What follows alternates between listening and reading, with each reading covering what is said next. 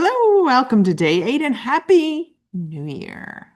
So, if you're watching this right after it's been released, today is January 1st, but it is also the 8th day of Christmas now.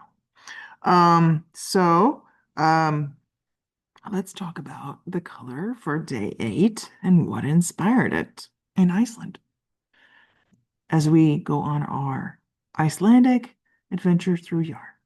Okay, so day 8. Let me share the photo here. Mm. Ta-da! It is a blue. This one is a darker blue than day 7. Um, uh, it is also called ice caves. So we have more of a darker blue here. And I'll show you kind of like a couple of photos that inspired me to pick this blue. Here, I'm gonna close that out. Here, this is we'll get into like there are several places you can go in Iceland to see ice caves, but this is more what I was thinking.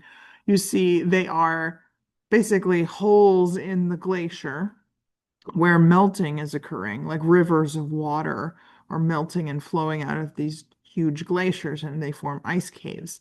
And so there is ice above you, ice all around you, but also lots of melting going on. As you can see, this person is exploring an ice cave in Iceland. And here's another picture. Here's another picture. Why is that glacial ice blue? It is because it falls as snow, but then due to extreme pressure, like the air is pushed out of it. And it didn't form as a crystalline structure, like, like ice cubes in your glass or something, but the air was pushed out of it. And so that's why it makes like these blue colors, especially if you get light, bouncing around and transferring through it. Now, glacier ice can also kind of like hold a lot of dirt and other things too. So it can sometimes look rather black, even though it is ice. But when you get it pretty clean and pristine, and then the ice is pushed out of it, that's when you get this blue ice. There's lots of t- cave tours to pick from. And if I ever went to Iceland and I wanted to go on an ice cave tour, I mean, like see an ice cave, I probably would go on a tour because here's the thing. These are all they're very, well, most of them are temporary. Some of them don't exist year round. And also, you're kind of like not allowed to go into some of them when there's a lot of melting going on because it's just not safe. So I would probably want to have a guide who knows what's going on that year to show me because there are like close. This is actually a hole that they drilled into the glacier, maybe so they could have something a little bit more permanent, but you can still see that some of that same blue. They drilled a tunnel into this glacier ice, which is really cool and probably a little bit more stable. And this is in the west of Iceland. You'll see that like if you do any research though there's lots of different societies and the west where Reykjavik is kind of like where most of the people are, so maybe they did this so that most people could come and see glacier ice and like kind of the blue it is, but yet it was a little less risky. But there are still lots of ice caves. South Iceland, this, but you can see that glacier blue again. um South Iceland, is that, yeah, that's where Vatnajökull. I'm not sure I'm saying this right. It's the largest glacier in Europe. Let's close. Let's close this one out. Vatnajökull Vatnajökull is a color that I had done in a previous year when we talked about like mountains and glaciers.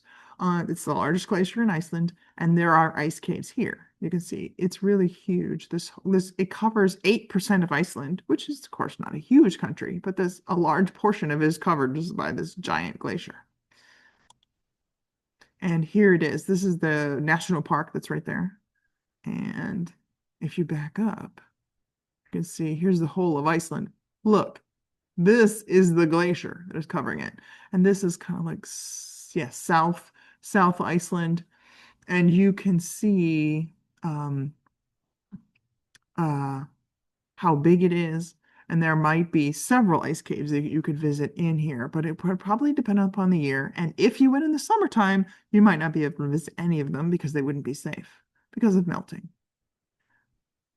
Yeah, there's the warm water from the geothermal area melts and then it flows through. Attention, ice caves pose a real threat to anyone venturing here, and especially in the summer.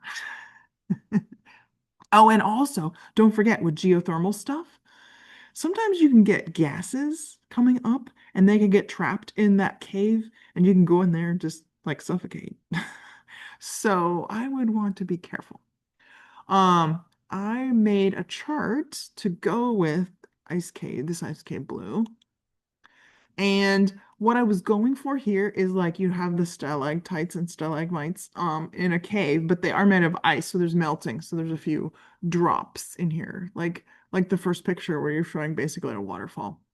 And I was just trying to show that, oh, we could have melting in this cave. So there's other types of caves. So ice caves, you would want to be careful.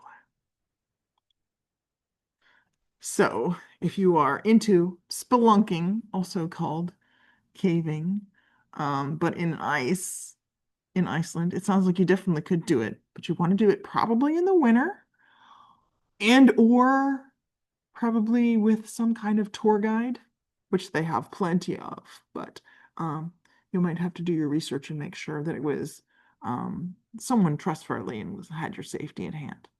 So I hope you've enjoyed our little visit to some of the ice caves in Iceland on day 8, and I hope your 2026 has started out in a lovely fashion.